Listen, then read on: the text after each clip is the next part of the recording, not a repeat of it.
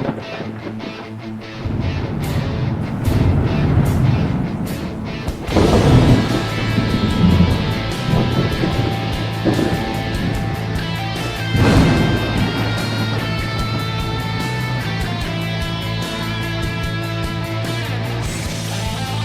out there, and welcome to the No Shit Cast. I'm your host, Matt Frazier.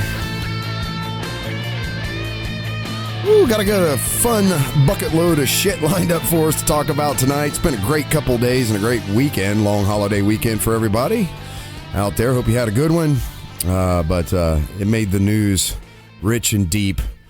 A veritable cornucopia of topics with which to draw from. Sitting in the co-pilot seat as usual, none other than the Grey Wizard of historical knowledge himself, Mr. Eric Smith. How you doing today, Bubba? What? Oh, yeah, we're recording. Oh, you ready? Yeah. I'm ready. I'm doing good. I wanted to ask you, because I know you go to the Grey Wizard meetings, and like, have you like learned the secret handshake yet, and shit? Like, where are you at in that whole Grey Wizard, joining that Grey Wizard group thing? Is that working out, or? Yeah, I mean, I went there seeking knowledge, but they have me running games. Oh, so you're just the good time guy, right? So you're in. Yeah, I'm in, but I'm running games. I mean, that's not bad. It's fun, right? Yeah, but I was looking for the knowledge, the power, the glory. It's just not there. It is, but that's not what they won't share it with me unless I run these games. It's kind of strange. Yeah, it's bizarre shit, man. So our last guest, Ian Stair, was a lot of fun. We had a great time talking with him. So thanks again, Ian, for coming on the show last week. It was a lot of fun. And he was a really interesting cat. If you get the chance, I highly recommend you go check that out. I also recommend you go check out his Bandcamp channel. He's got long version samples of some of his music on there. And there's also a YouTube video that's really, really interesting of a live performance he did. And you can kind of get a sense for what is happening when it comes to the way that this guy creates music and stuff. I mean, it's very, it's an interesting thing, man. It's like being inside a machine almost, the way that he surrounds himself with all this stuff. And if you like that kind of music, don't just stop there. Check him out. Check out Dissidents, Cat Hall. Yeah. Check out DJ version 666 and his new project, which is a multiple format project in the sense that, or not format, but it's like one of two or three other connected projects, as I understand it. Yeah, it's funny because all of these folks are all, well, number one, they're all prolific at content and writing music and things, but they're all also very friendly with each other too. So I think it's kind of a fun little nexus we've plugged into here and get to know these folks. Our YouTube commenter for the week was Reed Dillashaw. So thanks for the kind words, Reed. We really appreciate that. Glad you're listening. Glad you like the show. So we said we'd give you a shout out, man. And there it is. Yep. Reed used to live around here, and me and him used to hang out all the time and have these great, fascinating conversations. He would be awesome, just to hang out and talk with. And he moved far away, so sometimes we kill 3 hours on the phone. And I'm like, hey, man, you could also listen to a podcast that's about the same situation. But. Yeah, well, probably what I imagine this does is he does listen to him, and then when he calls you, he's like, tell me more about fucking da-da-da-da, or whatever. Well, we don't get too much chance to talk, but he said he was going to try to get a hold of me like once a week or thereabouts, and I look forward to that because I really like talking to him. He said that he listens now just to us and Rogan when he works out. Oh, that's awesome. That's like the two things he listens to. Well, get your ass busy, Reed, man. If you're in the gym, work, bro. But if you ain't sweating, you ain't trying. All right? Motivation, motherfucker, right? I'm just dropping that shit right now. And now on to Horny Dolphins. All right, so our first article comes from Thrillist. Horny Dolphin forces coastal town to close its beaches. See, I've been staring at this first topic for about 20 minutes now. Yeah. And I told you, I didn't see the picture. You didn't have it scroll down. And I said, look, this most disturbing part about this is the goofy smiles on their faces. As they're horning up on you. Right? Yeah, or whatever they're doing. Like, it's, oh, my God. Okay. Bad touch. Yeah, I mean, it's like a really bad dream. And you think clowns are bad. Whew. You go to court. Show me on the dolphin doll. Oh, yeah. Show me where the bad dolphin touched you. We thought it was funny because this guy's name is Dustin Nelson, who published this, and he totally looks like the kind of person that would be reporting on a story like this. He looks like he's a little sheepish in the picture, yeah, you know how to do this. I mean, folks, if you really want to see it, it's on Thrillist. Go check it out. You can find him. If you look at this picture and tell me we're wrong. you probably have an image in your head right now. Looks like he's looking at the dolphin too. It sure does. Like they're looking at each other. Like, yeah. Oh, they teamed up on this. Yes, forbidden love. It's tough out there for a bachelor dolphin. Clearly, everybody knows this. You've gone through all the fish in the sea. You've swiped through every bottlenose on Fender. Get it, Fender. Oh, man. Wah, wah. All that's left are boats and drifting swimmers. At least that's how the dolphin nicknamed Zafar appears to feel. The thirsty dolphin has been causing problems in the seaside town of Landonvennec, Brittany, in northern France. The dolphin was rubbing up against boats and swimmers. Mayor Roger Lars, that's a cool name. Roger Lars. Soon to be the new $6 million man. Right. Issued a bylaw banning swimming anytime, quote, the presence of the dolphin is confirmed. It was also forbidden to get within 50 meters of the frisky dolphin, reports The Guardian. Yeah, like who really wants to anyway? It's a dolphin that has a restraining order, but it's like a reverse restraining order. Yeah, everybody has to stay away from it. Everybody stay away from the horny dolphin. Like it has the restraining order. The dolphin gained popularity with tourists and locals because he liked to swim alongside boats and would allow swimmers to grab his dorsal fin and catch a ride. Quote, then a few weeks ago, he changed, Eric. Ominous music insert here. The Telegraph writes, in addition to rubbing up against swimmers and preventing them from getting to shore, it used, quote, its nose to push one woman out of the water and up into the air. That's dangerous. It doesn't sound healthy. No, it's going to be painful. It doesn't say by what. Moving on. Probably it's by nose. No. Well, never mind. Okay. It's an awesome trick at SeaWorld. It's a terrifying experience when you're just going for a float and find yourself attracting the attention of an amorous creature. I've heard this before that with dolphins. Amorous amphibian? What's that? An amorous amphibian? Is it an amphibian technically? No, it's a mammal. But yeah. Yeah, you picked up on that. Did he say amphibian in the article here? No. I was just word playing. Oh, okay. I'm like losing my shit over here. I'm going, well, fuck, did I just miss that? I should have picked up on that because I've heard this that you don't want to go to dolphins, especially in the wild, and touch them. You have to let them come to you because they're mammals. If their mate smells or senses you've touched them, then it can be they'll actually when Bob up, comes home, there'll be issues. You can break up dolphin families, right? man. I don't want to do that, right? I mean, I don't want to be close to dolphins, honestly. Period. No, they're large, probably stronger than me, and if I'm near them, I'm probably literally not in my element. You're in a lot of trouble. Yeah, I don't know why am I here? Yeah, I don't know nothing about this.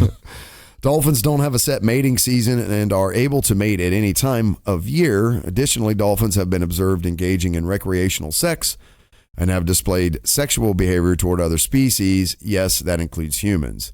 Fortunately, Zafar knows when the feeling isn't mutual. The ban was lifted Monday because Zafar moved away from the coast, per The Guardian. So what happened? They had this big allusion of something happened, like something changed all of a sudden. He's friendly, and then all of a sudden something changed. But I wonder what it was. I mean, it's not I thought maybe he went in the mating season, right. But they don't have that. So there's no they don't give a reason other than this dolphin. So it must have just been a personal choice. Yeah, man. Maybe like I really like these guys. You know what? I'm actually really attracted to these people. It's kind of weird, man. And then it's just like that girl you send flowers to because you think she likes you, and then she never talks to you again. Right. You're just like, oh. And right prior to that, all your dolphin friends are like not coming around because they're not interested in humans, but you are, and you're kind of weird. Now you're weird, and all of a sudden you reject it. Yeah, I think dolphin needs counseling, man. It needs like therapy and shit. Well, I mean, to be fair, it was a law decision. It wasn't like a personal thing. Nobody in particular. It was just the law. The mayor, maybe. Does it being completely impersonal make it better? Oh, hopefully. Poor dolphin. Now that the Randy Dolphin has moved along, hopefully he's found greener pastures or a friendlier manatee or something. Look, if you listen to the show and you play Dungeons and Dragons, you have to now have a tavern called the Randy Dolphin. The Randy Dolphin. Yeah, down at the docks. Look, I'm going to be down at the Randy Dolphin at the docks. Meet me down there, absolutely. What do you do down there? You get really drunk at the Randy Dolphin. I'll bet there is a internet group for human dolphin love. I just think you should. I've never even done it, but I'm willing to bet if I Googled it exists. What do you think? Yeah, probably. But I want to know if the phrase Randy Dolphin is in use. I want to know if that's like the Randy Dolphin. Well, yeah, like you would call a tavern. Maybe it doesn't have to have the in front of it. I mean, it's not like I'm Ohio University or anything. I just don't need to have the in front of it. Yeah, it's just the article. Randy Dolphin humps. Okay, so there you go. It's not really taken. This is going to be somebody's There's a YouTube video of a girl raped by dolphin. Jesus Christ! This is why there's a law. This is an epidemic, man. This is why these laws happen. Like, yep, you guys got to stay away. This is bad news. There is somebody named Randy Dolphin who has a phone address, background info, and white pages. I bet that's just a bot return check. Like it just says whatever you typed in. Yeah. Here's a good one.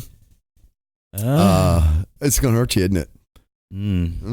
Nashville school bans Harry Potter series, citing risk of, quote, conjuring evil spirits, end quote. CBSnews.com. Ooh. So this one falls squarely, I felt, within your personal experience of the satanic panic of 1980 something and all of that shit. You wrote a paper about all this, right? Yeah.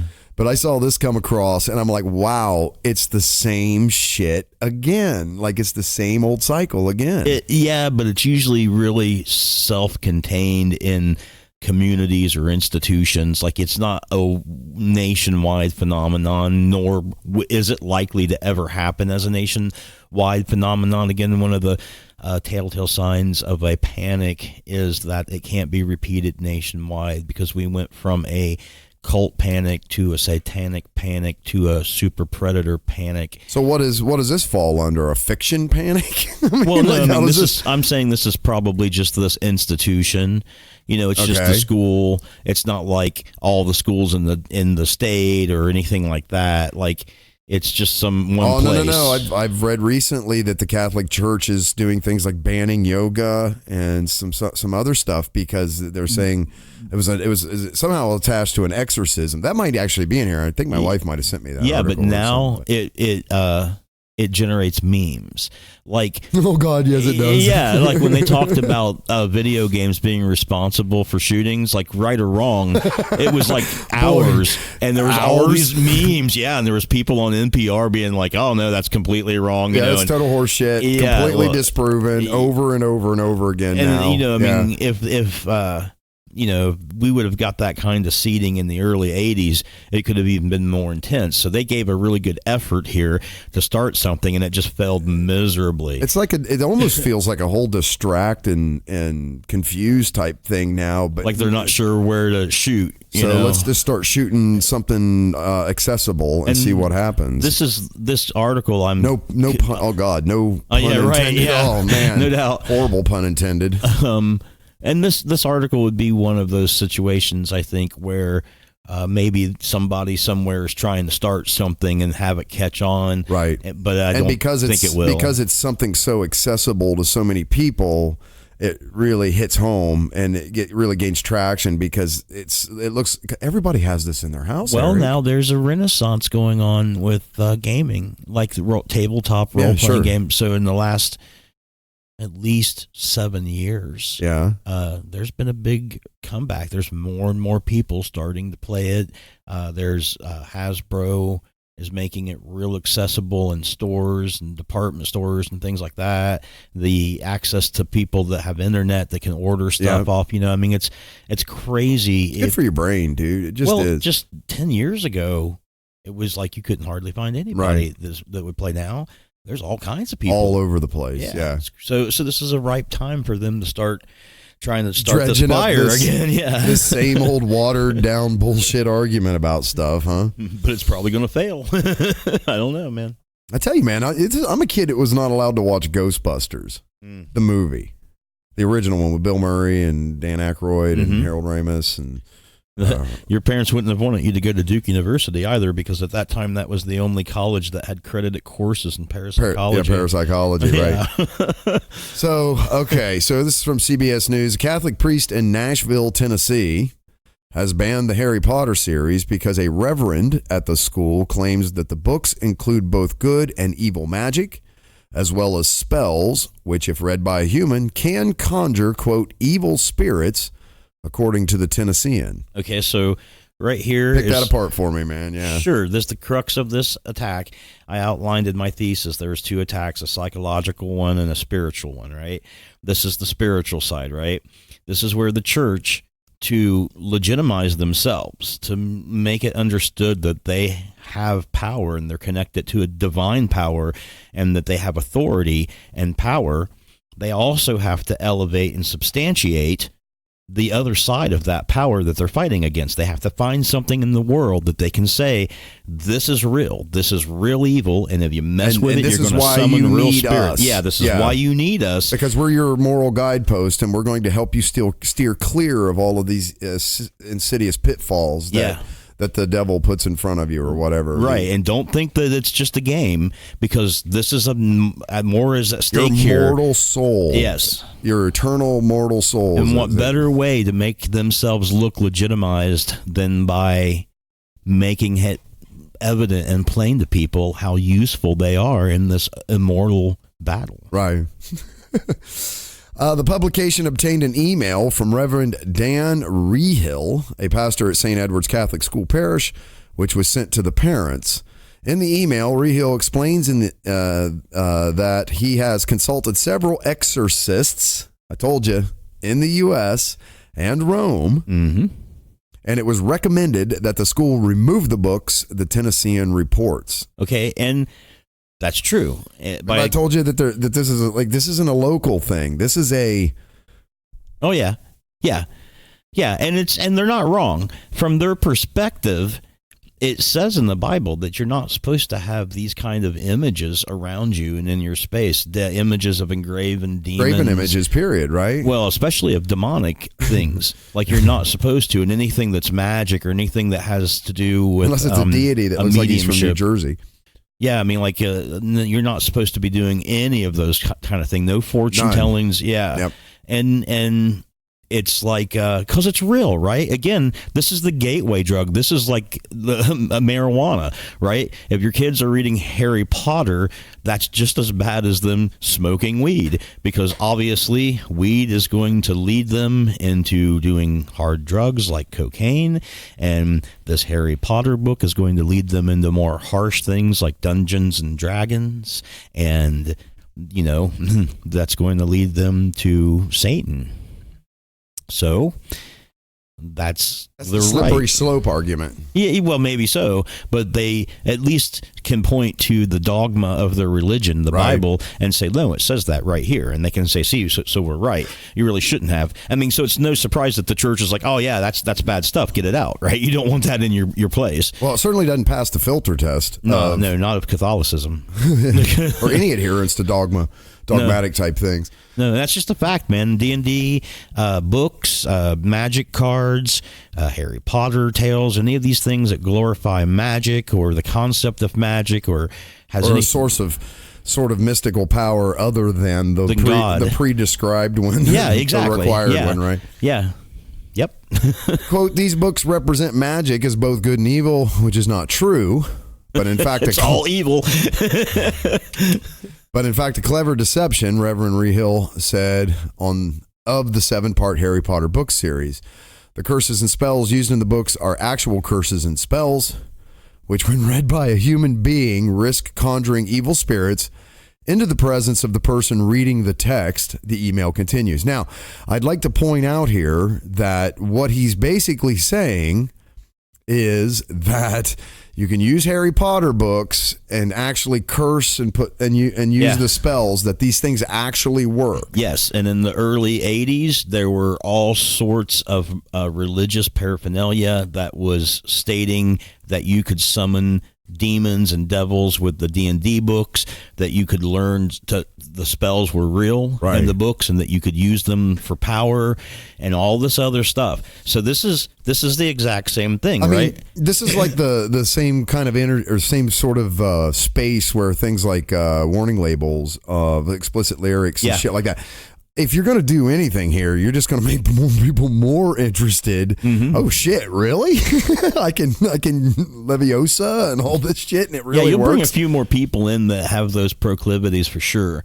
I mean, ultimately, at the end of the day, if the Catholic Church says it works, and it's the largest religious organization Catholic in the world, people might do it for that reason. Like rebellious teenage Catholic people might try D&D or rock music. But most of the time, it's been my experience. Rock music and your blue jeans and your Dungeons and Dragons. And get off my lawn. Most of the time, these people that like rock do, right, and the people that don't. Yeah. They're the people who were interested in playing a game like D&D. Then they were interested, and other people weren't. And I would encounter people before the Satanic Panic hit. When I would tell people I played D&D in the early 80s, like 80. 81 or whatever, they would say, "Oh, I heard you got to be really smart to play that." Yeah, game. Right. And that was like almost what they all said, right? Right. And then somewhere around 82, 83, you became a devil 84, worshiper. Yeah, it's like, oh, I heard that game was for devil worshippers, And like smart people equal devil worshippers. Yeah, it was really strange. It was a weird twist, right? Like in the world, like that's kind of weird. Like, don't you fucking get logical now? Don't start and in both cases, stuff. I was like, No, you don't have to be smart to play it. You don't really, maybe the guy running it has to know a little more, but that's all. And like, no, you don't have to worship the devil to play it.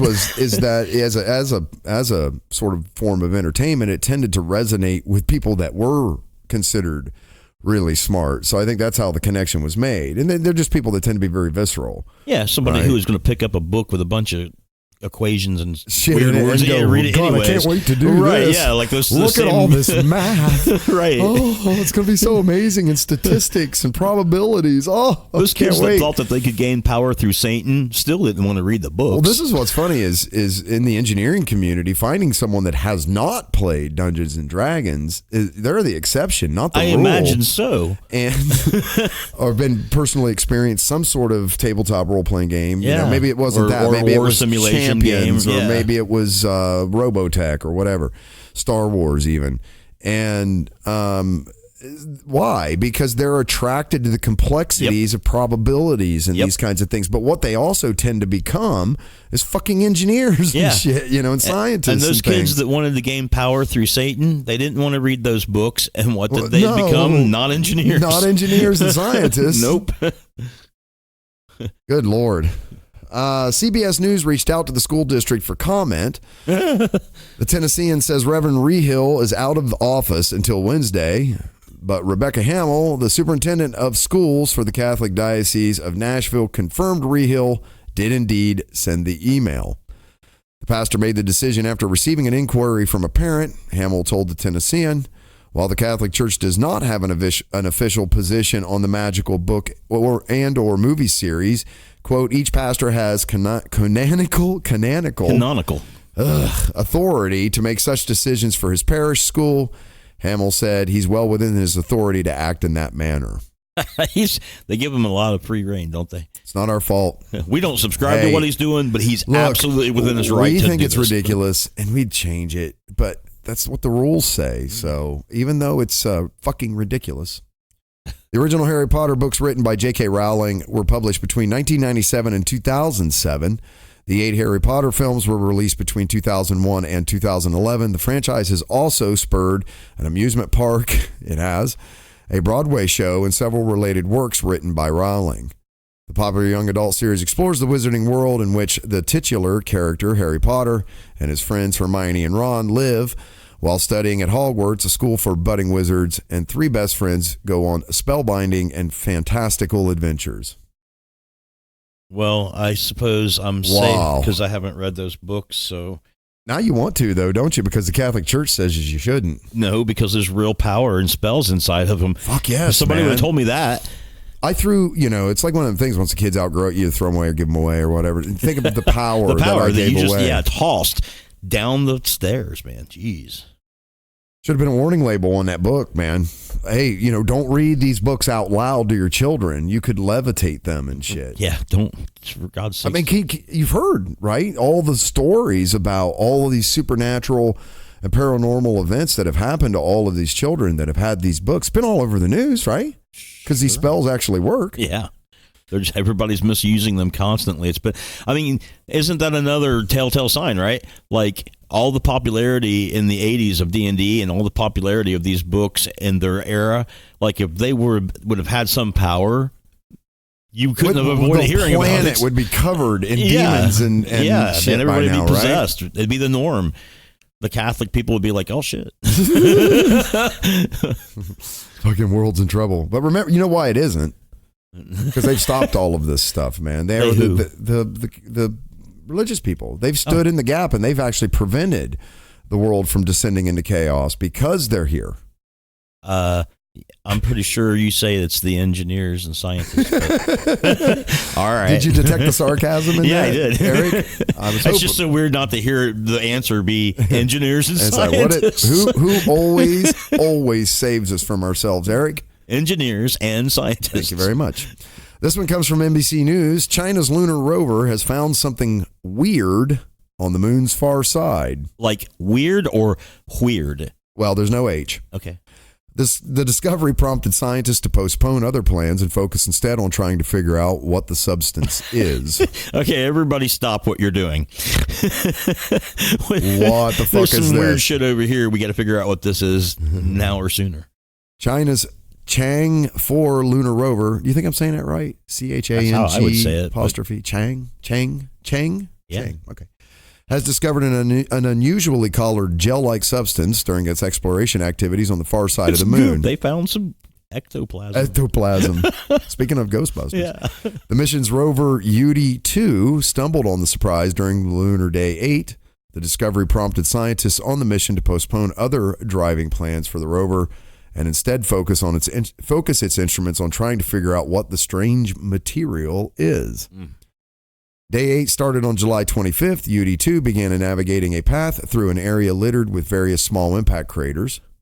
With the help and planning of drivers at the Beijing Aerospace Control Center, according to a UD-2 drive diary published on August 17th by the government-sanctioned Chinese language publication Our Space, which focuses on space and science communication. So it seems reasonable and very humorous, like hilarious and humorous. Humorous, yeah. Okay, humorous. Humorous. Okay, we're creating a new word here tonight. It's very humorous. Okay. To think that if we did discover life, it would probably historically go down in the fact that we basically stepped in a pile of poop or something. Your goo, ectoplasmic space goo. And it's like, it's just the droppings of this creature we later found. that eats UD-2. On July 28th, the Chang 4 team was preparing to power UD-2 down for its usual midday nap to protect the rover from high temperatures and radiation from the sun high in the sky. A team member checking images from the rover's main camera spotted a small crater that seemed to contain material with a color and luster unlike that of the surrounding lunar surface. It's those fucking bugs you said were up there that are eating human DNA, and they have all of our history or whatever. Pigs. Pigs. The human DNA moss. Wait. The human dioxide ribonucleic acid and I don't even know what the words for these moss piglets are, but I love calling them moss. Starts with a T. I don't even know if I can say it. Tatadaradarans Zabunza. I like people who pronounce the T in the word duct. Yes. I don't know what it is about that, but I do. It's a thing for me. I don't like people that pronunciate the T in front of sucralose, though. Tasucralose? Yeah, no, it's just terrible. Giorgio Tasucralose. The drive team, excited by the discovery, called in their lunar scientists. Hey, boys, get in here. Yeah. Together, the teams decided to postpone UD2's plans to continue west and instead ordered the rover to check out the strange material. Everybody camp out here. Yeah. So, with the help of obstacle avoidance cameras, UD2 carefully approached the crater and then targeted the unusually colored material and its surroundings. The rover examined both areas with its visible and near-infrared spectrometer, which detects light that is scattered or reflected off materials to reveal their makeup. The spectrometer is the same instrument that detected tantalizing evidence. Ooh. I like some tantalizing evidence there. Tantalus would be proud. Yes. Of material originating from the lunar mantle and the regolith of Von Karman crater, a discovery Chinese scientists announced in May. So far, mission scientists haven't offered any indication as to the nature of the color substance and have said only that it is gel-like. It's really cold or really hot, where if it's on the lit side of the moon, it's super hot, right? If it's on the dark side of the moon, it's super cold. Okay. It also has an unusual color. One possible explanation outside researchers suggested is that the substance is melt glass created from meteorites striking the surface of the moon. But why would it be gel-like? If it's glass, unless I misunderstand the concept of whatever that is. UD2's discovery isn't scientists' first lunar surprise. However, Apollo 17 astronaut and geologist Harrison Schmitt discovered an orange-colored soil near the mission's Taurus Littrow landing site in 1972, prompting excitement from both Schmitt and his moonwalk colleague Gene Cernan, maybe. Lunar geologists eventually concluded that the orange soil was created during an explosive volcanic eruption 3.64 billion years ago. See, this is the problem, right? We're so bereft of any evidence of life with all of our searches with SETI and other methods and Drake equations and stuff that we get really excited over volcanic dust that's 3.64 billion years old. It's like we expect it to be there. Oh my God, it's orange. Look at this, orange. It must be some kind of life because it's orange. Like, why else would it be orange? Everything else here is like shit gray. Fuck, it's just different. Yeah, it's just different. I mean, orange doesn't. But I mean, it's just, that's bad. I mean, like, with the way they talk about how life should be, like, you would think that there would be some signs somewhere that you would find it, but maybe not. I don't know. If it's so persistent. Yep, if it's so persistent. Where is it? So that's some interesting shit, huh? I challenge you, life. During Lunar Day 9, UD will continue its journey west, take a precautionary 6-day nap around local noontime, and power down for a 9th lunar night around September 5th, about 24 hours ahead of local sunset. I want to take a 6-day nap and then power down on the 9th day. It sounds like something that should be in some sort of canonical text, doesn't it? Right. Thou shalt sleep for 6 days, and thou shalt power down on the 9th day. Saith the robot pig, whatever the fuck. Saith the robot overlords. No, those pig bugs. They're going to freaking. Oh, the pig bugs, yeah. They're going to eat our DNA. Moss piglets. That's them. They're going to eat our DNA, and then they're going to read our history, and they're going to know how to take us over. Yeah. They eat the crystal. Anyway. This is something that I talk about all the fucking time on here, and this one comes from Forbes. A very fast, very safe, very slim nuclear reactor. Because I keep saying that the answer to all of the bullshit is super, super abundant, cheap power, and this is the way you get there. Nuclear scientists and engineers, who, Eric? Scientists and engineers. Just making sure we clarify that that's who we're talking about. Have not been idle over the last decade in designing new small nuclear reactors that can't melt down. Melt down. Say it again for the people at home. Say it again. Cannot melt down like Chernobyl. And that will be essential to address our environmental and industrial needs in the coming decades. What will it be, Eric? It'll be essential. Essential. Okay. Paragraph 1. Okay. If we're going to have the energy we are predicting and wanting. That we're going to need. Yeah. Ever since the world's top scientists, including Dr. James Hansen, Dr. Tom Wigley, Dr. Ken Calderia, and Dr. Kerry Emanuel urged world leaders and environmental campaigners to support the expansion of nuclear energy as essential for addressing global warming, many new smaller modular reactors have appeared on the scene in different stages of development. I love the name Tom Wigley. That's a good name. It's great. I mean, if I'm thinking science and authority, nothing says authority like Dr. Wigley. Dr. Wigley. One of the latest to emerge is the Slim. The scalable liquid metal cooled small modular reactor.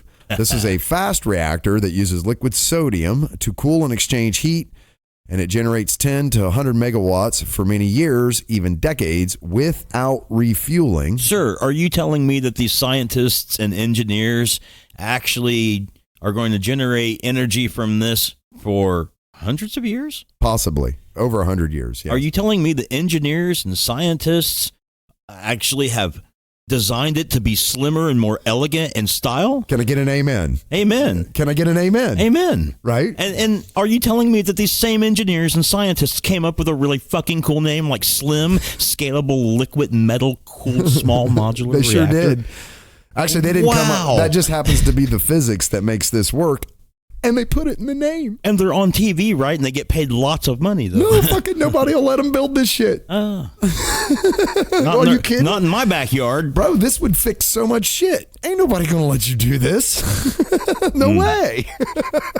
Oh, look, there's a mini version. Let's see. I said without refueling, right? Yes. Okay.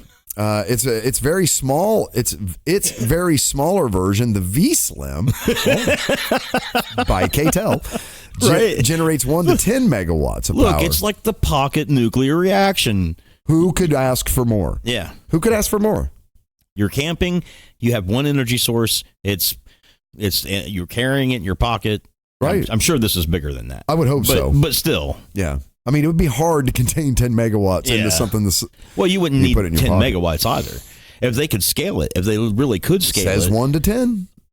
That indicates a scalability, Bubba. Yeah, I mean, it's going to be, I wouldn't imagine it would be hugely big. You could probably have one in your home, maybe. Well, at 1 to 10 megawatts, you could certainly distribute your power grid to city blocks and things like that, for sure. And then you would have a power grid that was impervious to things like, brownouts, and like you can just add, man, I could go on for hours about this shit. Its designers, Doctors Mohammed El Genk and Luis Palmino and Timothy Schreiner from the University of New Mexico's Institute for Space and Nuclear Power Studies in Albuquerque, describe it thus. Okay, these are the smart guys, okay? They're going to tell us the shit, man. Here comes. Thusly saith the scientists and engineers. Fully passive operation with no single point failure. Cooled by natural circulation of sodium during operation and after shutdown. Very nice. High negative temperature reactivity feedback and redundant control and safety shutdown. Walk away safe. Long life without refueling. Factory fabricated. You can just roll them right off the assembly conveyor line belt. Yep. Assembled and sealed, shipped to the construction site by rail, truck, or barge, installed below ground to avoid direct impact by missiles or aircraft, and mounted on seismic oscillation bearings to resist earthquakes. That just sounds like the kind of stuff that's going to get us to the Fallout game. What do you mean? Like in the game Fallout? I don't think I've ever played it. Well, stuff, like after the apocalypse, and it's like, 200 years later, and you can find an underground cache because you're lucky, and turns out there's one of these nuclear reactors down there powering the whole underground, and all of a sudden you don't just have a safe place, but you got a safe place with electricity and convenience and stuff, like that sort of a thing, The reactor has redundant and passive decay heat removal by heat pipes and natural circulation of ambient air. In other words, it can't melt down. All you need is some vents in your bunker and you're good. The natural ambient circulation of air. I'm going to say that again for the faithful, Eric. It cannot melt down. Okay. It is cheap to construct and only needs ordinary outside air to cool it off if it does shut down quickly for any reason. No water, none of that bullshit, contaminated water, all this mess.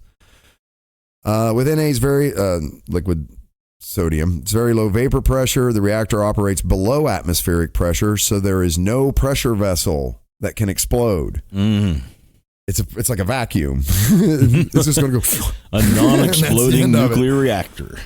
The reactor core height is not much larger than the height of a human, but it has a long chimney that can be varied in height, 2 to 8 meters, depending on the reactor's thermal power.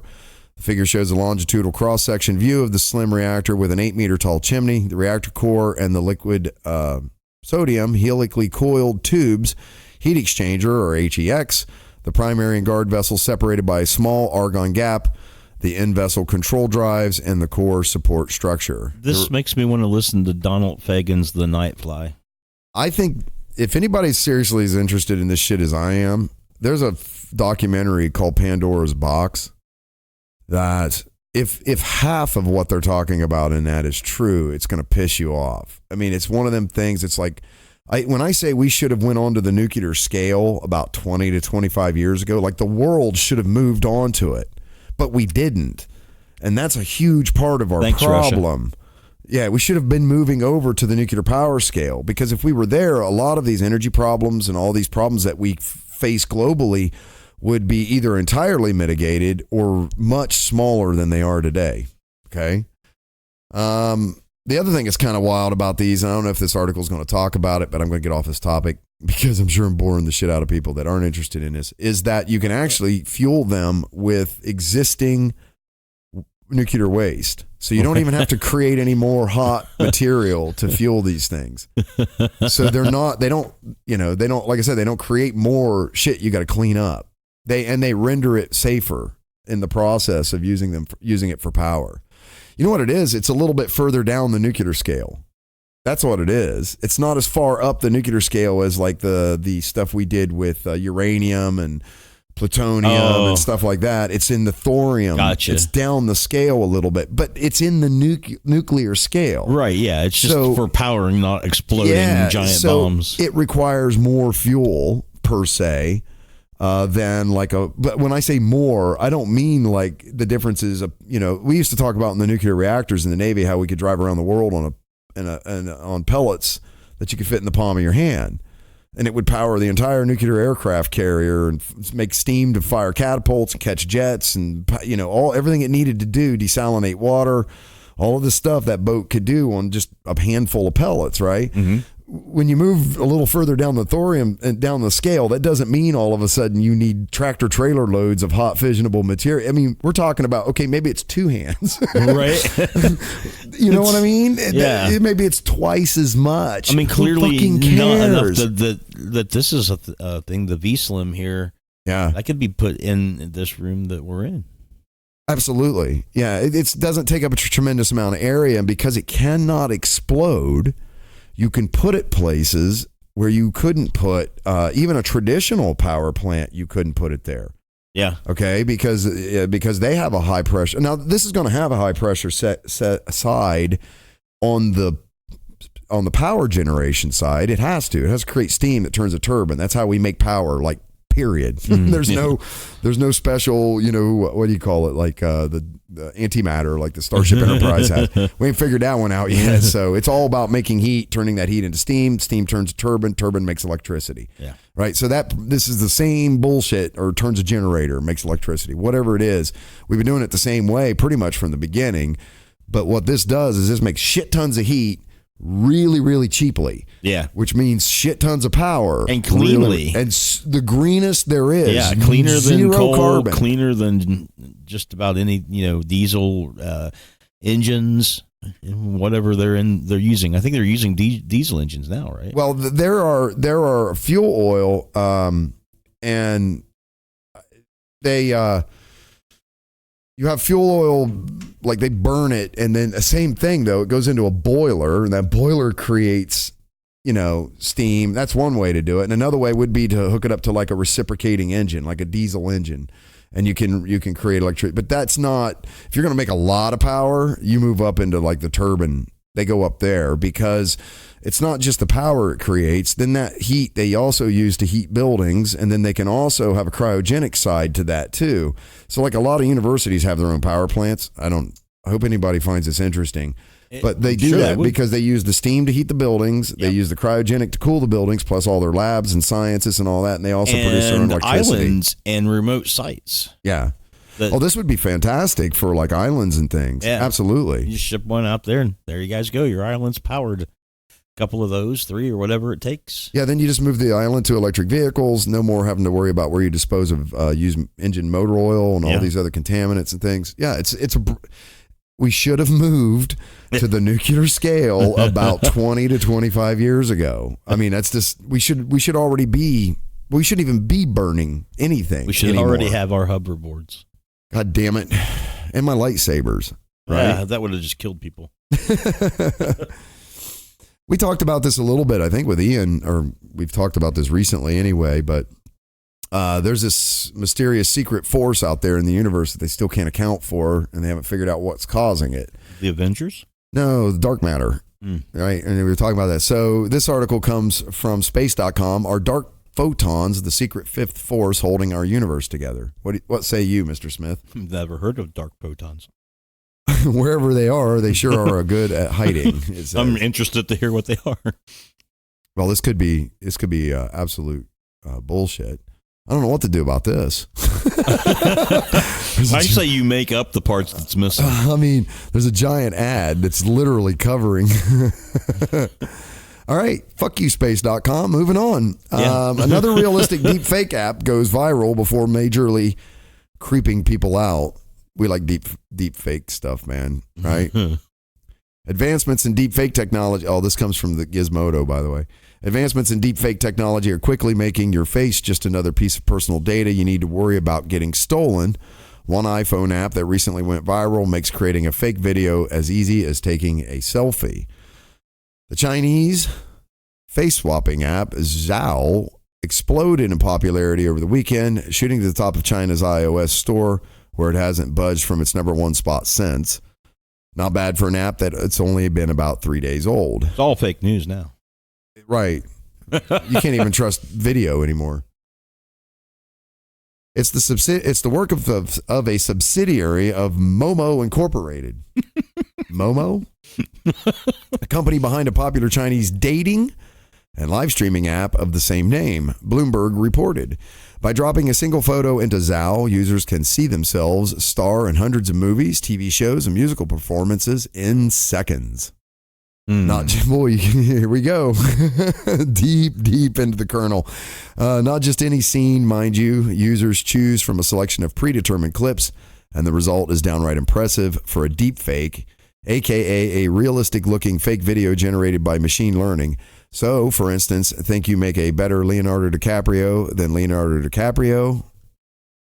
So, people are really into this, aren't they? Yeah. Don't tell me that when things like Total Recall start happening and you could go on vacations in your head that people won't fucking line up for it. Oh, they absolutely will. Escapism, man.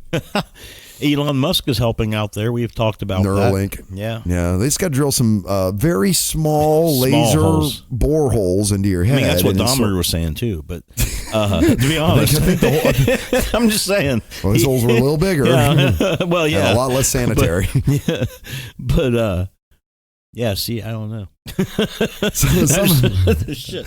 This is mind-numbing, isn't it? Some of these fake videos built on one image could pass as real, a huge step forward given that the technology previously required hundreds of images for AI to reference, so its reproduction could human convincingly. What the fuck? But other videos still look off in that uncanny valley kind of way. Right. To craft an even more realistic deepfake in Zao, users can provide a series of photos of themselves following on-screen prompts asking them to blink, open their mouths, etc., and that the results look pretty damn seamless. Please stand still for scan. Blink eyes. Snort nose. Right. Wiggle ears. Zao has built an in-meme creator as well. No doubt a contributor to why its videos got plastered all over social media.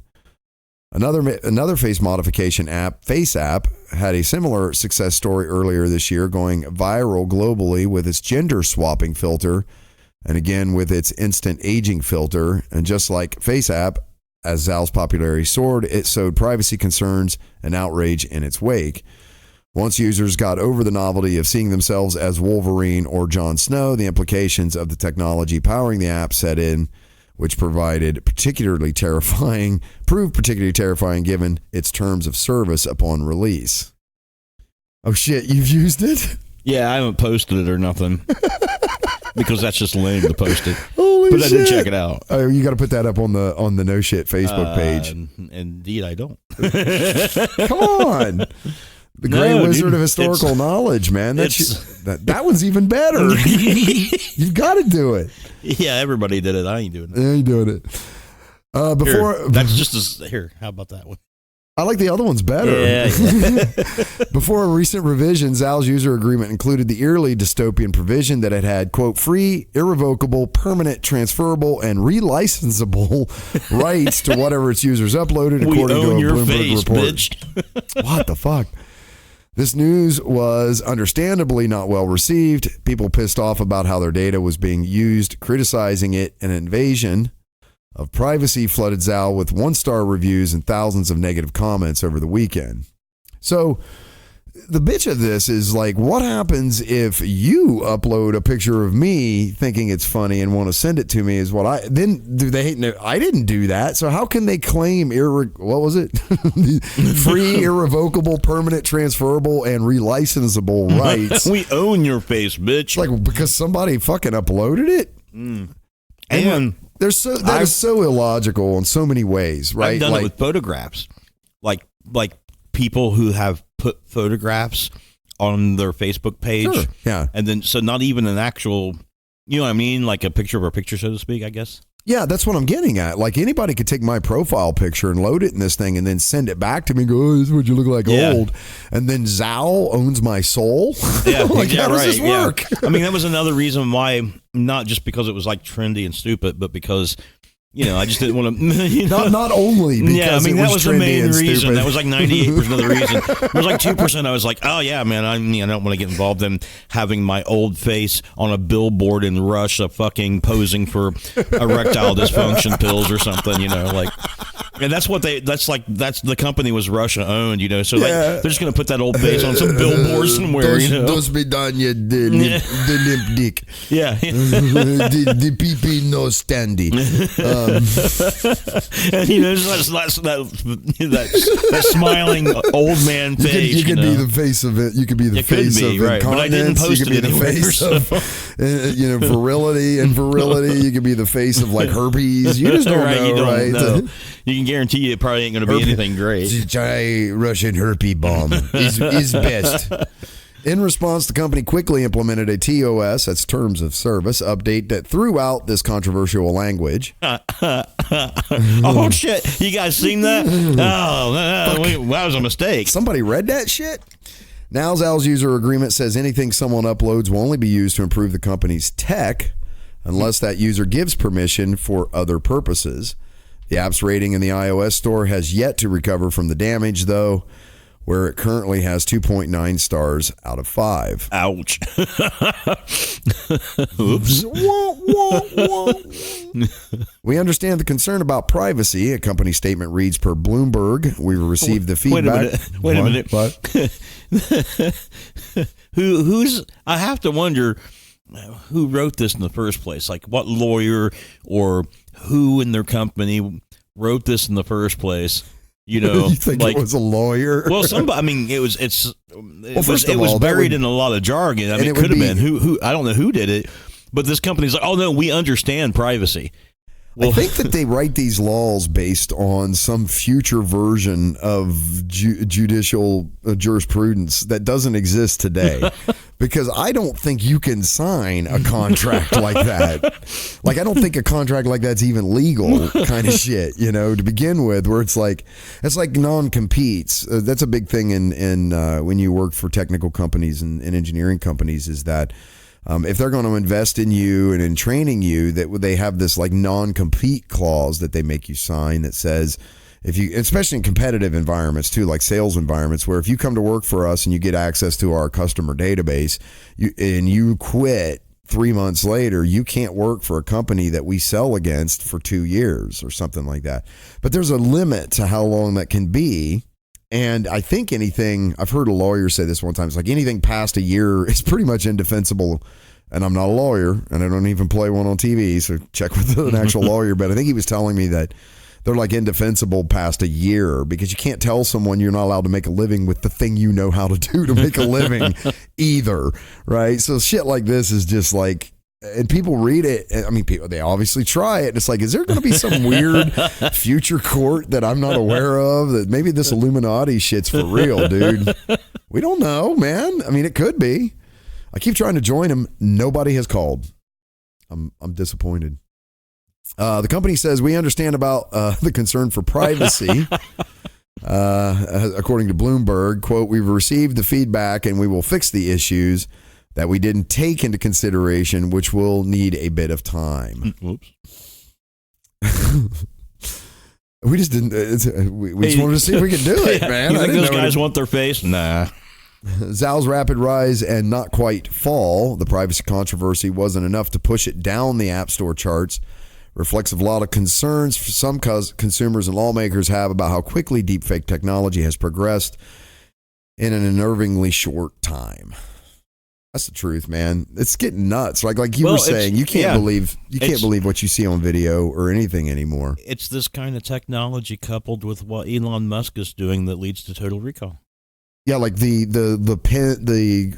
foundational pieces are sort of being put into place. Yeah, and getting real good. And then as these technologies merge, as they necessarily will, well, that guy, I can't think of his name, that started ID Software or id Software, I don't know how you're supposed to say that, created Doom and all those first, Wolfenstein and all that. Never played any of those. But I mean, they're enough, you've heard them. Mm-hmm. And he works for Oculus now, which is creating 3D VR headsets that you put on, and you move your head, and it's like your head in the environment, it's like your head's moving around, and they're able to sort of put people into incredibly realistic environments now because the screen technology just keeps getting better and better, so the resolution gets better and better, and he was on Rogan, talking about how this is all happening now and how these things are mixing. Yeah, and he actually went to Neuralink and got to meet with him and talk to him, and he's the founder or the CEO or the chief designer or whatever for Oculus Rift. So they've had conversations already. So to your point, they're heading that direction. And you didn't listen to that Rogan podcast, I'm assuming, or you don't listen to anything. You don't even listen to this podcast. Yeah. Back when that video of the lip-synced Barack Obama was making the rounds, fake videos seemed like a concern confined to public figures or celebrities, folks with hundreds of photos available to reference. As technology has become more sophisticated, though, that required number of images has fallen dramatically. Meanwhile, regulatory legislation has not kept up pace nationwide. While making silly clips and seeing what you look like as a granny may not pose a threat, the idea that someone could exploit this technology for more sinister means is, especially when America has a presidential race coming up, presidential election coming up. Forgot the word. This is a terribly Gizmodo, terribly edited fucking article, but the subject matter is fascinating as hell. There's a comedian, man, I wish I could think of his name, who is already using this type of face swap software with his impressions. And he films like juxtaposed, like he's FaceTiming himself. But it looks like a FaceTime call between like different celebrities and these kinds of things, where he does the voice, but he actually puts the celebrity's face on his face and then acts out these scenes. It's really interesting shit. But wow, that's weird. Yeah, so it's like, so he puts these people in completely ridiculous situations and stuff, that those stars would never be caught in. But It makes you wonder, because now that's a likeness. Does that celebrity own that likeness? And then if you make money off of using that celebrity's likeness, currently you should be financially liable for that, right? Unless it's in a periodic or critical way. There's like exceptions to that too now. But wasn't Metallica the first people to go to court over people copying their music? Right. Were they the first? They sued Napster. And they were the big sort of people that made a big stink about that right off the bat. Yeah. I mean, just think of all the songs that's been pirated in the history of song pirating. Now you can pirate someone's likeness? Is that what you're going to? Well, just that you can't. There's going to be so much information and so many ways to transfer it, so many ways for the information to leak into other systems. Especially when you think about the fact that we live in an environment that's under constant surveillance.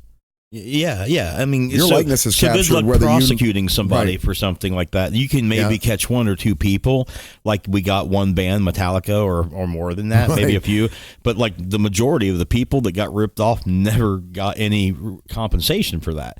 They just got ripped off, right? So, I think it's going to be like this with facial technology and then these other and other information too. At some point, it's just going to be impossible to prosecute. I mean, the movement of prosecution just doesn't go as fast as the movement of information, and never will. No, it's impossible. So good luck with that. I mean, like, they can pass some laws and they can make some examples, but that's about the limit of their power.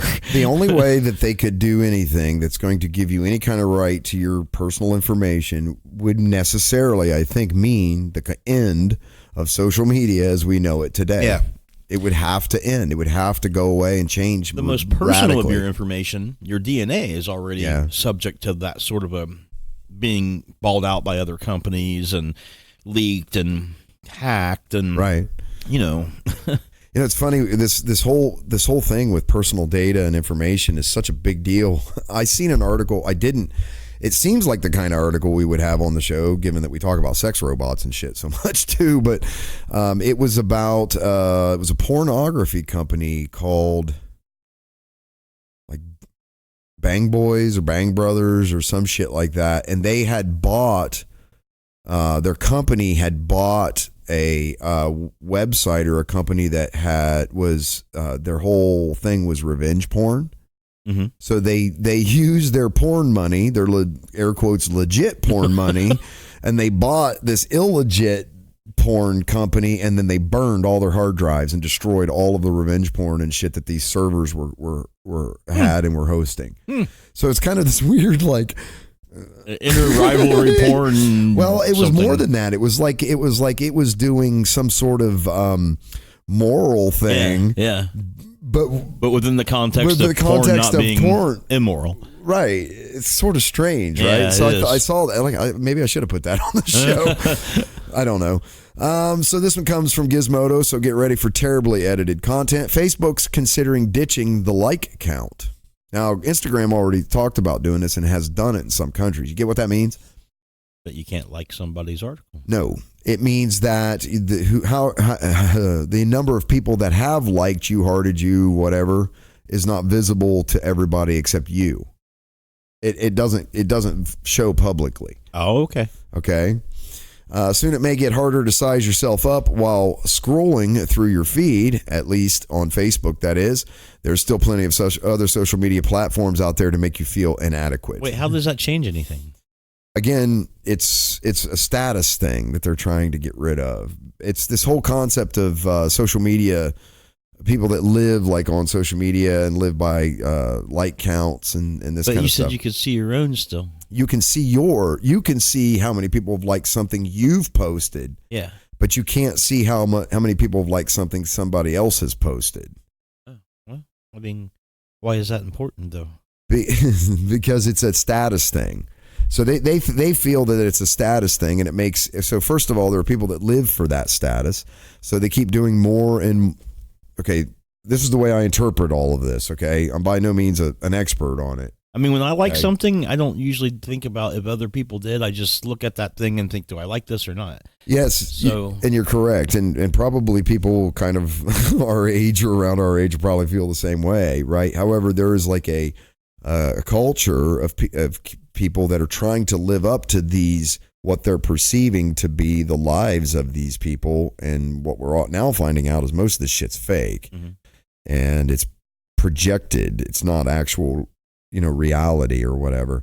But that there are folks that go onto social media that do extremely well.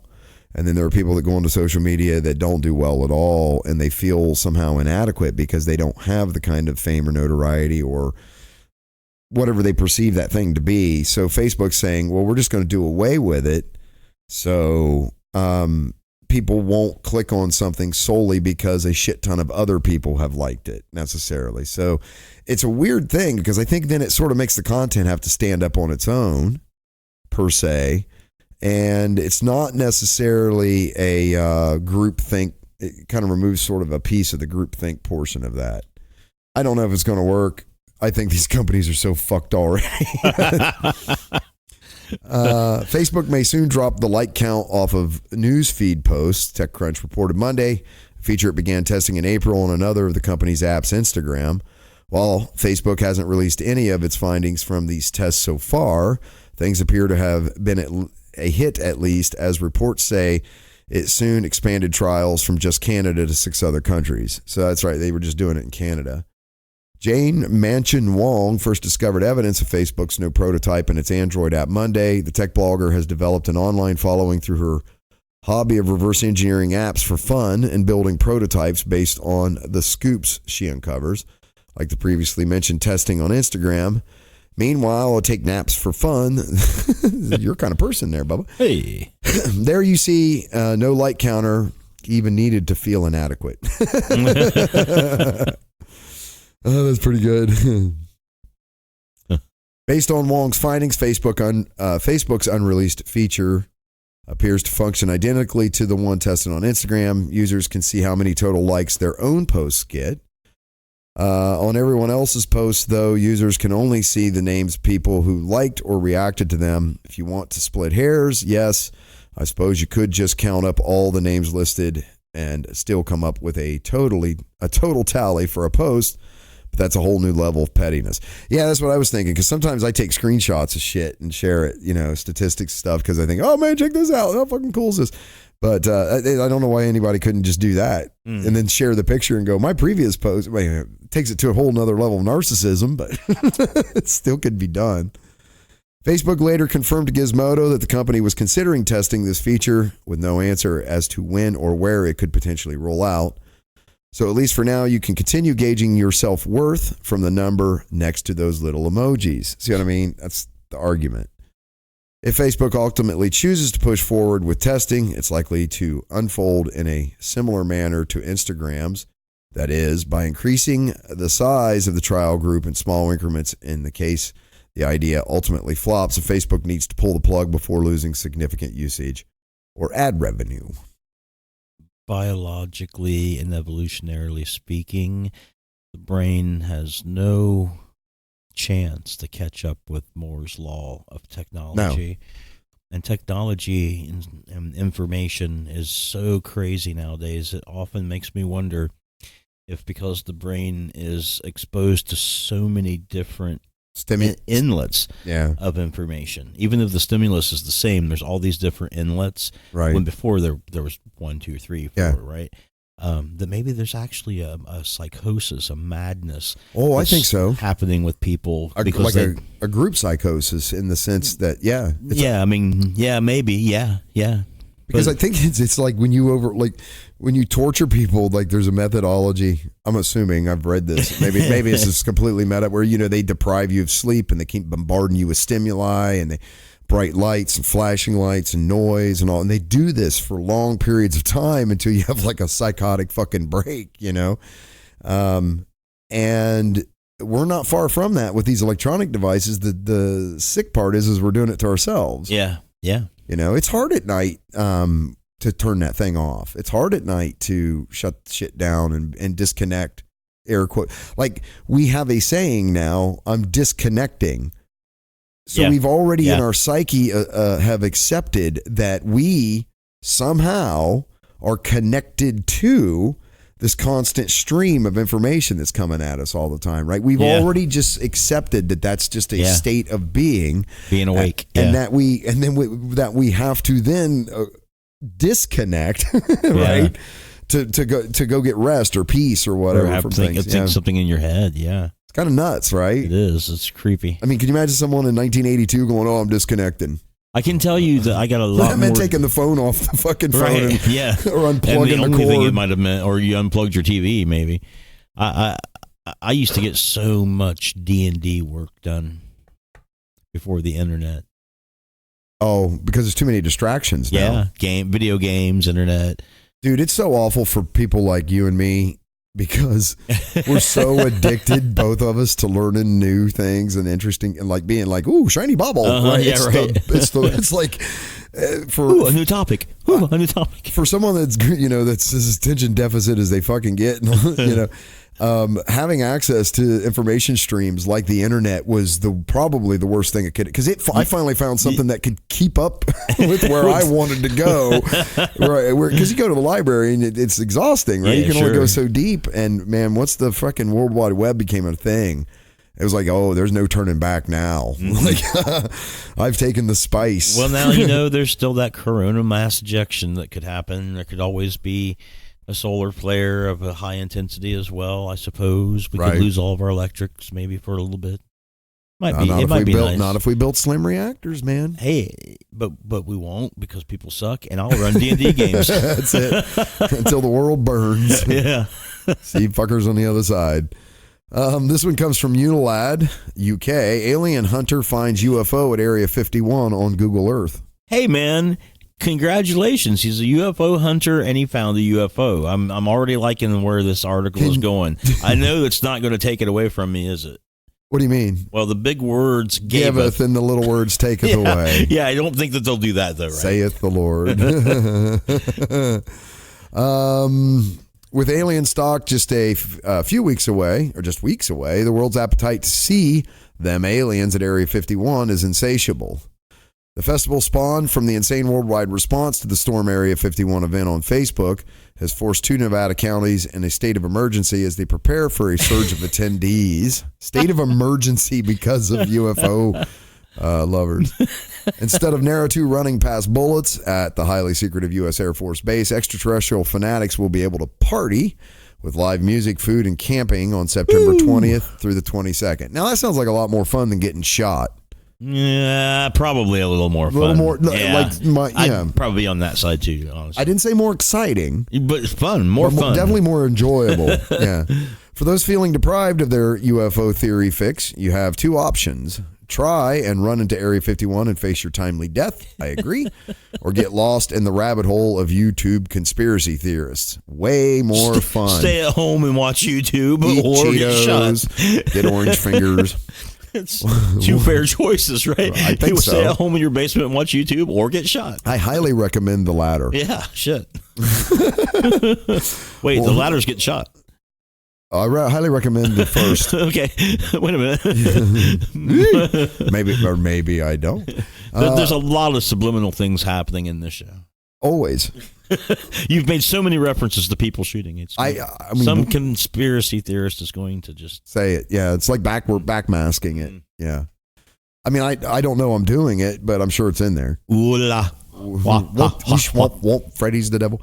One such YouTuber who can provide the goods is ET Database, who claims to have found an unidentified flying object at the base using the world's greatest surveillance service. I like the name. Google Earth. Google Earth. Okay. Yeah. You knew it. The YouTuber, whose real name is Scott Waring, outlines throughout. That's his name, man. I'm not making that up. I know. The name of the YouTube video is how to find a UFO at Area 51 using Google Maps. Oh, that seems conspicuous, don't you think? It does, yeah.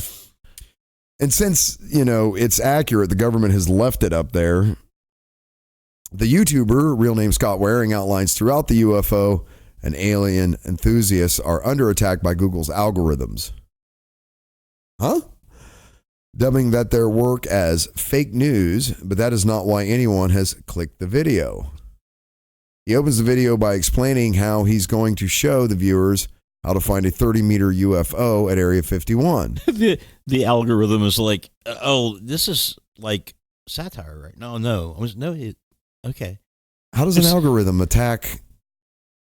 It's confused about where this is supposed to be categorized for what it sounded like. Oh, okay. Like it thought it was fake news. Like it's targeting as fake news because it's UFO involved. Right. I think it's confused as to like how serious it should take it or something, like. Waring starts with locating Groom Lake, which takes you straight to Area 51. He then moves the map across the landscape to a smaller base still under the Area 51 umbrella inside a massive circle. Well, there it is. Where? I don't see it. Well, we're getting there. Oh. The YouTuber suggests that the area had been constructed for a disc they already had, perhaps flown over the area S4 or S6. What's that, I hear you ask? In 1989, former government scientist Bob Lazar started the ufology fire. Knew this was coming, right? Yeah. He said that during his post at Area 51, he was put to work at a facility called S4 about 15 miles south, allegedly. He claims flying discs powered by antimatter reactors with seats too small for humans were being tested there. That's not what he said on that video. He says all kinds of shit. Yeah, but he didn't say anything about an Been very antimatter consistently inconsistent for a long time, Mr. Smith. Or these guys just got it wrong. I wouldn't put it on him quite yet with these guys. This is true. Poor Bob. We've gotten a lot of content out of Bob Lazar, man. We shouldn't beat on him too much. When you say something that a normal person says and you think, oh, I don't think he said that sounds fucked up. And you're like, oh, no, he didn't. He must have said this. When they do that with him, they have no idea. Like it's all sounding pretty fucked up, so it's like it could be anything. If they get something a little wrong, like if they misquoted him, they probably would have no idea. Misattributions. Yeah, like I'm sure he said that. He said something really weird. Let's see. Waring uses Google Earth's timestamp function to cycle through the years of the base's development, focusing on a specific hangar. Eventually, you can see some sort of circular object with tubes seemingly attached to it. Quote, "This is the UFO." Regardless of what it looks like, that is a part of the building. The UFO. No, it is the UFO. I'm saying that's part of the fucking building. I still don't. I don't see a UFO. No, it's a door system that opens up. Yeah, that's all it is. It's a round door system. Is that seriously what he's pointing at? Yeah, that right there. Waring explains, quote, "I was at a strategic air command base, the highest security base for the Air Force, and they don't have hangars like that. That's not true. None of the hangars have a round door. Yes, they do." This picture is not enough. I don't give a fuck where you were, Scooter. I've been to a lot of air bases, and those are fucking hangars. It's a picture of a round door. It's a door. Yeah. It just opens. So folks at home, it's like a half circle on the end of a hangar. If it's not a door and it is a UFO, they're not going to get it out that opening. Right? He says, so what is this and why are there 4 different air conditioning units hooked up to this? Those are not air conditioning units. Those are fucking workspaces. Oh, God. I've never seen that many air conditioning units hooked up to a hangar before. Air conditioning units have fan systems and stuff on top of them. These have slanted roofs. Yeah. Yeah. Perhaps them aliens aren't equipped to deal with the Nevada's dry heat. Well, Waring proceeds to measure the UFO using photo software, which tells him it's 33 meters wide. Or about 100 feet, or how you would build a building, with square measurements and shit, right? Regardless of your thoughts, it definitely has some viewers convinced. One YouTube user wrote, quote, "I'm going to spread the word on your channel, on other channels." Another person wrote, "I share and tell others to share too, to the non-believers or the ones on the fence." The non-believers. Remember when I talked about Thank you for all you do. How this is becoming a religion. Very much. Yeah, I mean, this is like... They're looking at these doors, man, and there's psychologists and shit that are writing papers and stuff that talking about how they think that the belief in aliens could actually become like its own religion. Mm-hmm. I don't doubt that. For sure. Write papers on that. I would write a paper on that if I was them. I can't imagine the papers you would write if you were a psychologist. Paging Dr. Freud. Due to the extremely confidential nature of all operations at Area 51, pure curiosity has led to it becoming the hub of alien theories. It wasn't until 2013 that the U.S. government officially recognized the base, probably because of Google Earth. Following a Freedom of Information request, the CIA released declassified documents in 2013 referring to the 8,000 square meter or 20.7 thousand square kilometer. It doesn't even work out. Installation by name and locating it on a map near Groom Lake. It's going to be a hell of a party, dude. They go out there and storm that 33 meter hangar. Man, I don't know. If I knew somebody down there, I would go down there, but I don't know anyone. But I would go and just quit my job and go. What, like do the whole traveling with the Grateful Dead sort of thing and go around to alien cons for the rest of your life? Yeah, I don't know if they caught on that well.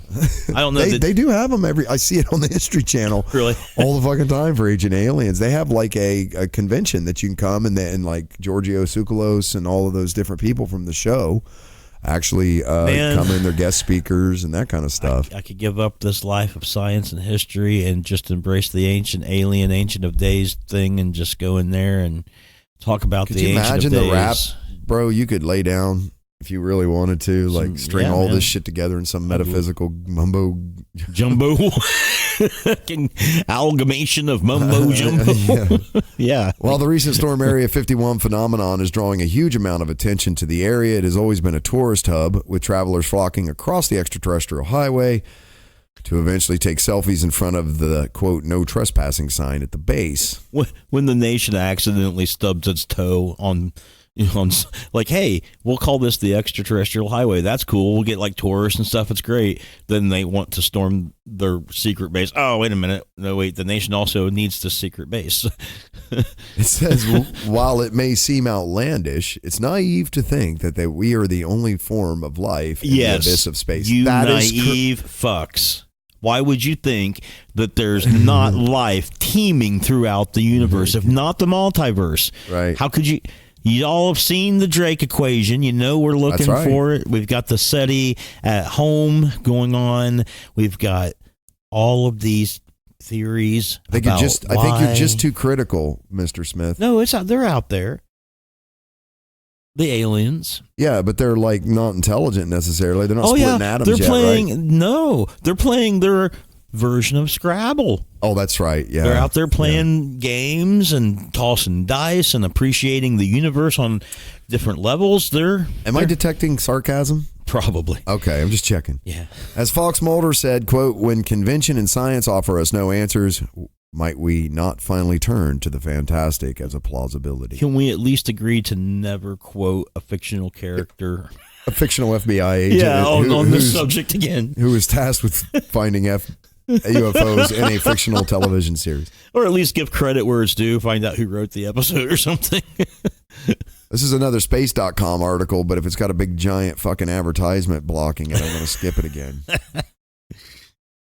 I thought about you when I saw this, man. One number shows something is fundamentally wrong with our conception of the universe. Okay. That's a big statement. Yep. You ready for this? I'm ready. Got your seatbelt on? I'm seated on. Is your tray table and seat back in its full upright and locked position? Yeah. There's a puzzling mystery going on in the universe. Measurements of the rate of cosmic expansion using different methods keep turning up disagreeing results. The situation has been called a, quote, crisis. All right. The problem centers on what's known as the Hubble constant. Named for the American astronomer Edwin Hubble, this unit describes how fast the universe is expanding at different distances from the Earth. There it is. Using data from the European Space Agency's Planck satellite, scientists estimate the rate to be about 46,200 miles per million light years, or using cosmologist units, 67.4 kilometers per second per megaparsec. Yeah. So that sounds like a Star Trek thing, man. Yeah. But calculations using pulsating stars called Cepheids, yeah. Cepheid variables suggest it is 50,400 miles per million light years, or 73 kilometers per second per megaparsec. I still don't understand what I'm reading, Eric. Well, just keep it to That's a crisis? I mean, what's happening? They got two instruments. It's okay. They got two instruments that are high accurate instruments that they're using to measure the expansion of the universe, mm-hmm. and they don't agree with each other. Right. So, what was the first one? Not the Cepheid variants. I'm looking. The Planck satellite, ESA Planck satellite, European Space Agency's Planck satellite. Okay, and it's judging by the microwave background radiation. I don't know what it's using as a reference point. It says using data. It just says data. It doesn't say what that data is. It just says data. In the first number, if the first number is right, it means scientists have been measuring distances to faraway objects in the universe wrong for many decades. But if the second is correct, then researchers might have to accept the existence of exotic new physics. Astronomers, understandably, are pretty worked up about this discrepancy. Are you worked up about this discrepancy? You're just kind of here for the ride, yeah? Well, I don't think I'm worked up about it. What is a layperson supposed to make of this situation? Thank you, right? And just how important is this difference, which to outsiders looks minor? In order to get to the bottom of the collage, Live Science called in Barry Madore, an astronomer at the University of Chicago and a member of one of the teams undertaking measurements of the Hubble constant. The trouble starts with Edwin Hubble himself. Back in 1929, he noticed that more distant galaxies were moving away from the Earth faster than their closer-in counterparts. He found a linear relationship between the distances of an object was from our planet and the speed at which it was receding. This means something spooky is going on.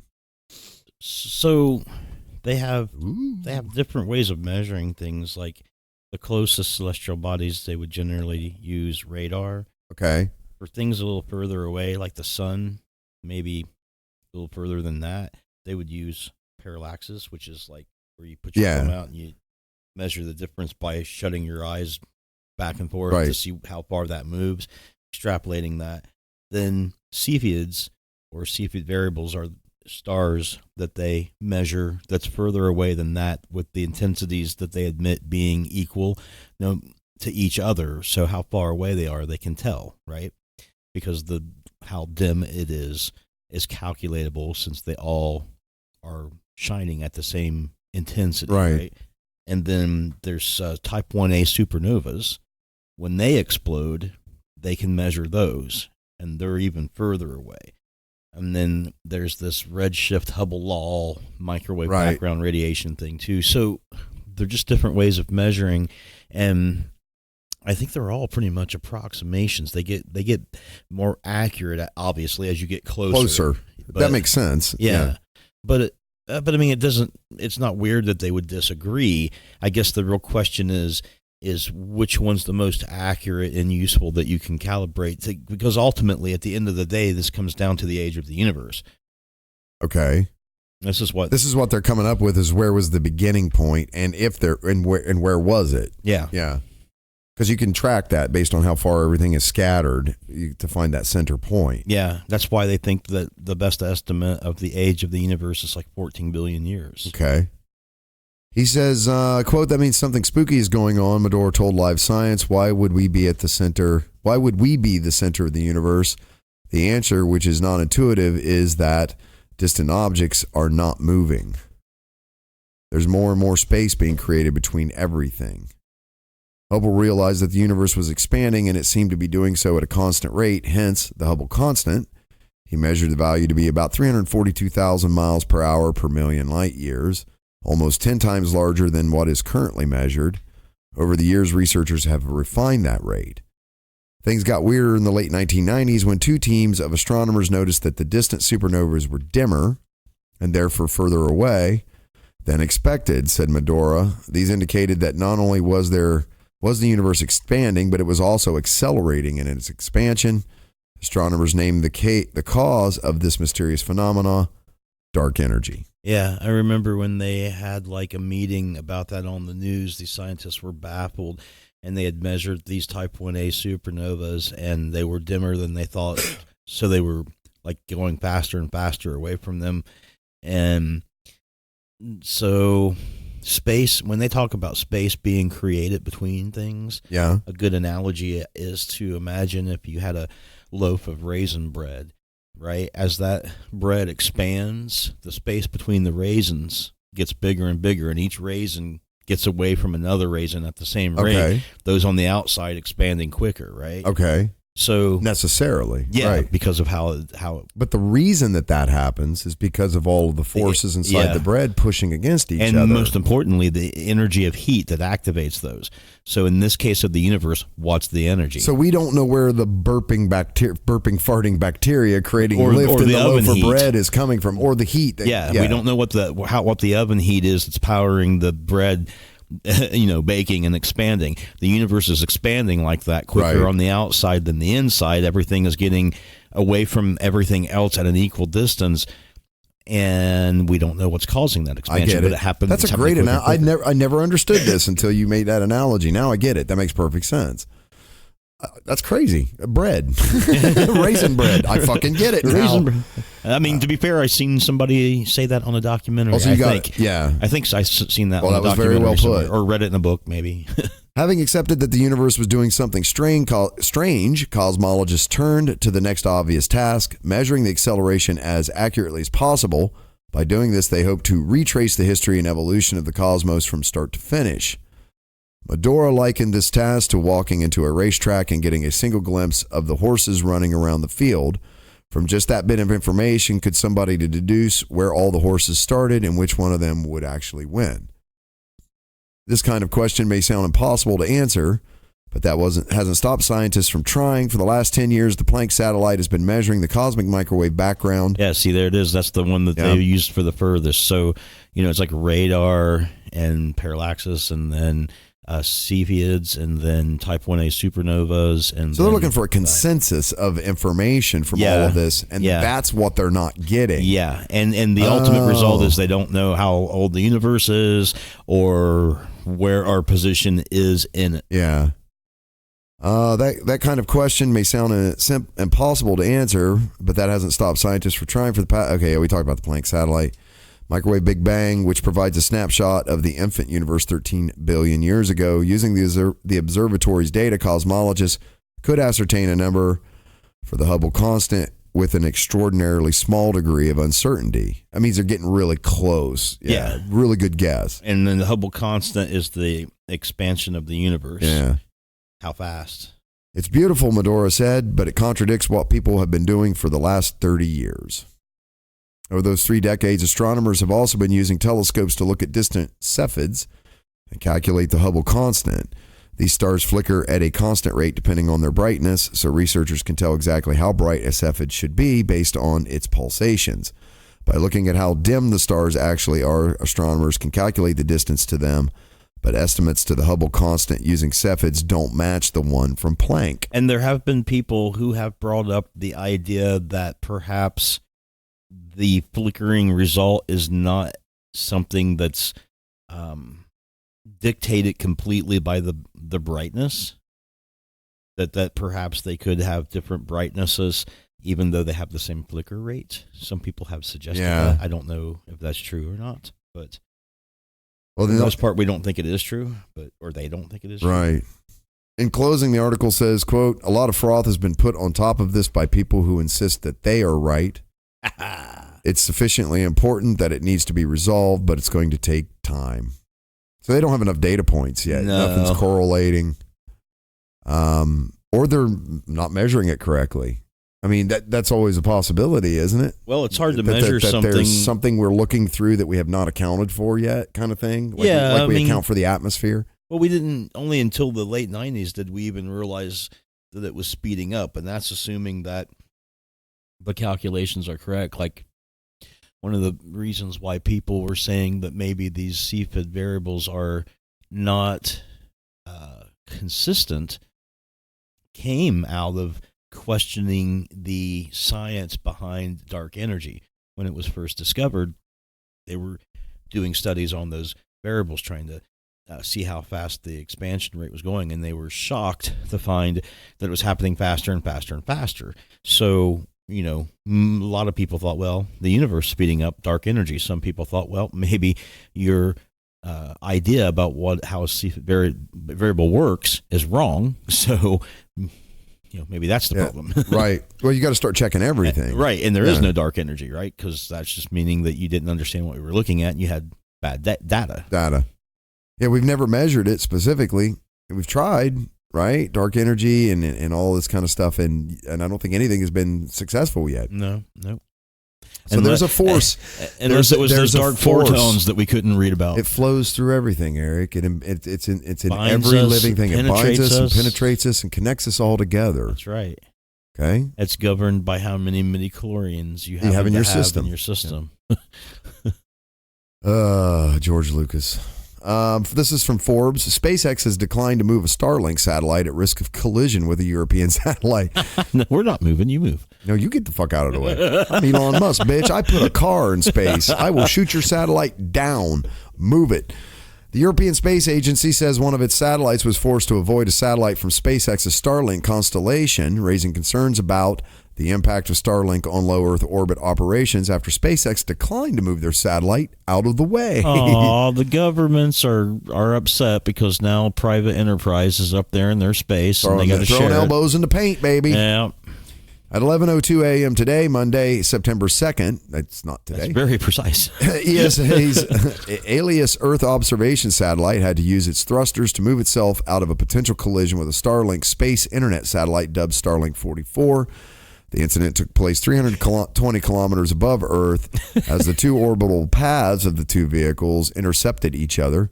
Alias returned to its operational orbit after the maneuver. And the funny thing is, Elon would just simply build another one if his got smashed. Yeah, these guys would have to petition like the public or a grant or some, to get the money to do it again and hire people. Look, bitches, we don't need, what was the satellite they had? It was like an Earth observation satellite, right? No, we need high-speed fucking internet access. Take your Earth observation bullshit and get it out of the way. Yeah, people are mistaking doors for UFOs. We don't even need that. Yeah, right. Hangar doors, nonetheless. According to Holger Krag, head of the Space Debris Office at ESA, he's like, I guess they'd be like the janitors or something, right? They'd be like the sanitation workers. Sounds German. Holger Krag. The risk of collision between the two satellites was 1 in 1,000. Unless somebody decides not to move. And so you're right. Elon's like, 1 in 1,000? Fuck, I'll take that risk. I'm not worried about it. I'll build 20 more, bitch. Right. 1 in 1,000, 10 times higher than the threshold that requires a collision avoidance maneuver. 10 times higher than requires a collision avoidance maneuver. Elon Musk didn't refuse to do shit. He was just following the rules. However, despite Alias occupying this region of space 9 months before Starlink 44, SpaceX declined to move their satellite after the two were alerted to the impact risk by the U.S. military, who monitor space traffic. Quote, based on this, we informed SpaceX, who replied and said that they do not plan to take action because the risk was 10 times higher than it was necessary to require them to take action. I'm just putting that in there.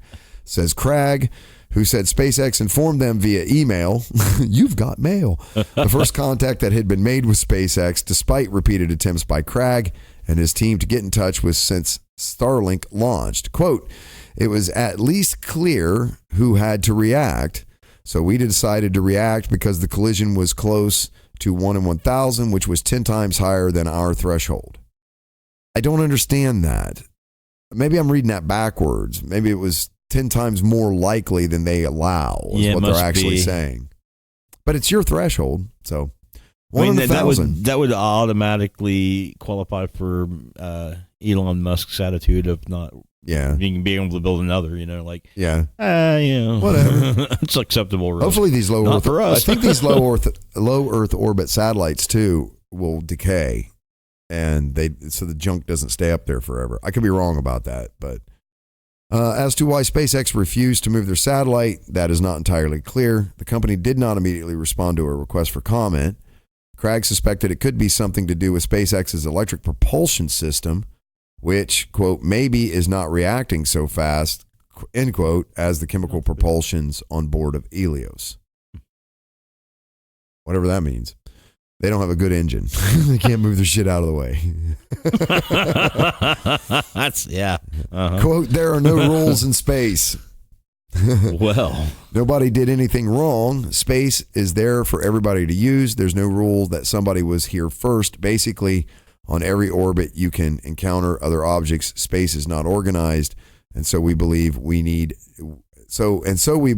technology to manage this traffic. Crag. Poor Crag. Yeah, Elon doesn't care. He's like, I'll build 2 more. You are of no concern to me. All right, man. That's about an hour and 40 minutes. You got anything else you want to talk about tonight? It was a good show tonight, Bubba. I had a lot of fun. It was some fun shit. Maybe. What do you got? Just something I was trying to find here on the Google box. Yeah. Looking in the Google box. Yeah, I don't even have internet access. No, I do. I have internet access. I just don't have glasses. You can't see what you're looking at. I don't have ocular access. Not conveniently. It's like out in the. No, actually, I do. It doesn't matter. No, you couldn't see them. I know. Because you weren't wearing them. Holy crap. All right, let's wrap it up there, man. Yeah. Thanks for listening, everyone. Check us out at www.noshitcast.com. It's KNOWSHITCAST.com. Make sure you hit those like and subscribe buttons. Leave us a comment. We'd love to hear from you. Give us a rating on iTunes, etc., if you would, please. And if you like what we do, give us a share. It would be greatly appreciated. We will catch you all next time. Thanks for listening, everybody. Bye.